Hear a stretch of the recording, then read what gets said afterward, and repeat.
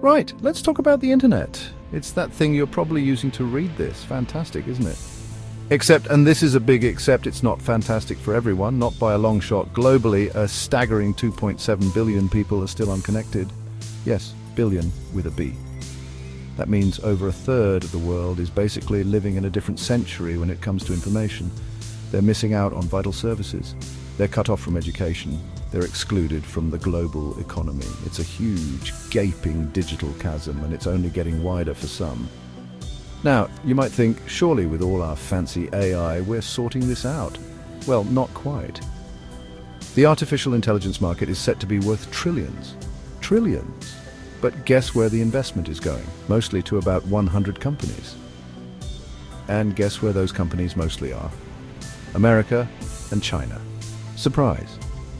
This means that 118 countries, mostly from the global south, are effectively locked out of global AI governance talks. They're not at the table, they're not even in the room. They're probably trying to find a decent Wi-Fi signal just to find out what AI even is. And if you look at who's online, the picture gets even grimmer. In wealthy OECD countries, internet use is over 90%. Great for them, but in low-income countries, it's less than 35%. Think about sub-Saharan Africa. There are only about 26% of people use the internet.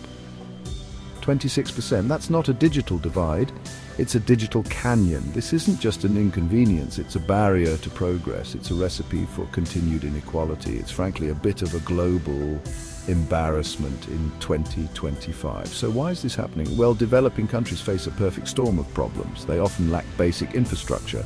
We're talking roads, electricity, let alone fiber optic cables. Digital education is minimal, if it exists at all. In places like sub-Saharan Africa, people rely on mobile networks. These are often costly, they're unreliable. And then there's the electricity supply. It's often inconsistent. It's hard to charge your non-existent laptop if the power is out half the day. This isn't rocket science, it's basic needs not being met. It's a weird world, isn't it? On one hand, we have scientists doing incredible things. They're developing CRISPR corn, that's genetically edited corn, for goodness sake.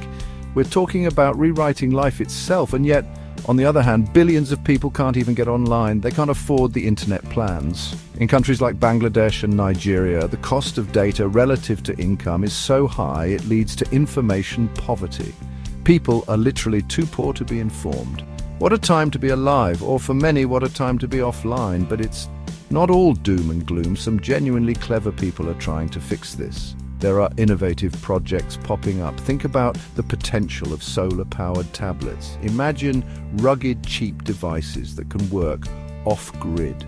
Then there's Zindi. It's a data science competition platform for Africa. It's helping to build a community of African data scientists. It's showing that talent is everywhere, even if opportunity isn't. These aren't silver bullets, but they are sparks of hope. And frankly, we need all the sparks we can get. Collaboration is also key. You can't solve a global problem with one company or one government. Look at Rwanda's Digital Ambassadors program. They're sending people out to rural areas. These ambassadors teach digital skills. Simple, effective, and it's happening. Then there's the ABC strategy, Awaken, Build, Collaborate. This came out of a World Bank Youth Summit. It's about integrating digital literacy into schools. It's about setting up rural digital hubs. And it's about getting governments, tech companies, and NGOs to actually talk to each other. Imagine that, and we're seeing some real-world impact from these kinds of efforts. Mobile health or mHealth applications are making a difference. In Kenya and Tanzania, these apps are improving maternal and child health services. People can get health information on their phones. They can connect with healthcare providers. This is technology being used for something genuinely good. It's not just another app to make your selfies look slightly less terrifying. It's saving lives and improving well-being. We need more of this, much more. All right, let's talk about the elephants in the digital room. Big tech, companies like Google and Facebook, they have the money, they have the brains, they have the power to connect the world. Or so you'd think. They've had a go, to be fair. Google had its Loon project, Internet Balloons. Facebook had Free Basics. But these initiatives faced criticism, lots of it. Some said they favored corporate interests, some said they weren't sustainable. The balloons came down, the free basics weren't so basic. It's complicated, sure, but the results speak for themselves. Billions still offline. Remember that stat about AI investment? 40% of global private investment in AI research and development is concentrated among just 100 companies. These are the giants. They're shaping the future of technology, but are they shaping it for everyone or just for those who can afford their latest gadgets and services? It's a fair question. With great power comes great responsibility, or so a wise fictional uncle once said. These companies need to contribute more to sustainable technology access. And not just as a PR stunt. The economic impact of this digital divide is severe. It's not just individuals missing out, it's entire nations. It can lead to national economic stagnation. How can a country compete globally if its workforce isn't digitally literate? It weakens government effectiveness. It makes countries more susceptible to cyber threats and disinformation. And as if that's not enough, it can intensify geopolitical tensions and social unrest. This isn't just about missing out on cat videos, it's about stability, it's about economic survival in the 21st century, and the educational impact, it's devastating. Lack of access to technology and the internet cripples learning. It limits skill development, it slams the door on future job prospects. Think about it, youth unemployment globally is already at 14%. That's more than double the rate for the total population. How are young people supposed to gain the skills for tomorrow's jobs if they can't even access today's information? It's setting them up to fail. And that's not just sad, it's a massive waste of human potential.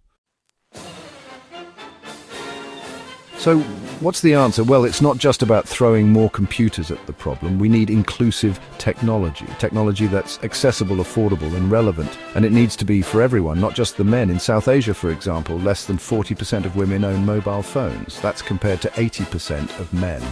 That's a massive gender digital divide on top of everything else. We need to design solutions that work for everyone, everywhere, regardless of who they are or where they live. It's 2025, people. Policy interventions are absolutely critical. Governments can't just sit back and hope for the best. They need to act. This means expanding digital infrastructure, especially in underprivileged areas. It means subsidizing internet services to make them affordable. It means providing tax incentives for companies willing to invest in low-income regions.